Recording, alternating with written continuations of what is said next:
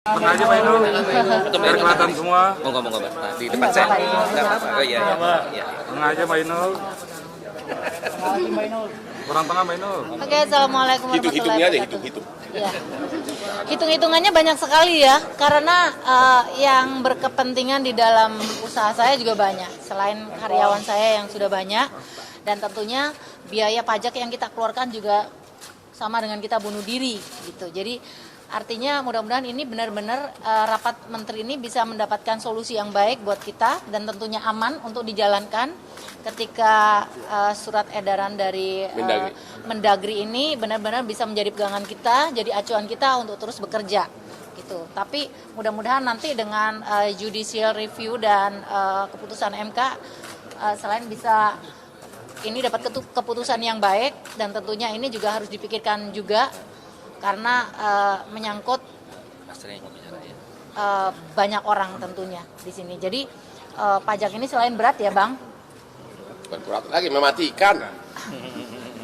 Ya, itu aja sih saya bingung mau jelasinnya seperti apa karena di dalam pajak ini kenapa saya bilang bukan 40-75% tapi 100% lebih yang harus keluar dari kita gitu, yang harus kita bayarkan karena yang pertama kalau karaoke keluarga itu kan memang yang terlibat banyak gitu. Kalau seandainya dari pendapatan kita tidak sesuai gitu, kita setor ke LMKN.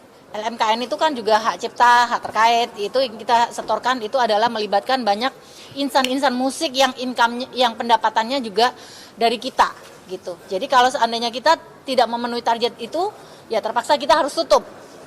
Mau nggak mau harus tutup. Selesai sudah bisnis usaha karaoke keluarga gitu.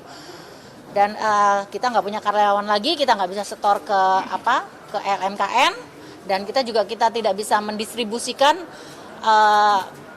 uang musik kita ke salah satu badan asosiasi. Jadi ya itu keputusan yang saya ajukan tadi. Jadi mohon dikaji ulang dan mudah-mudahan ini semuanya dari pengusaha besar juga semuanya keberatan dan mudah-mudahan dari surat edaran menteri nanti bisa menjadi acuan kita masih tetap terus berjalan dengan pajak yang sebelumnya. Itu harapan kita kalau bisa diturunkan.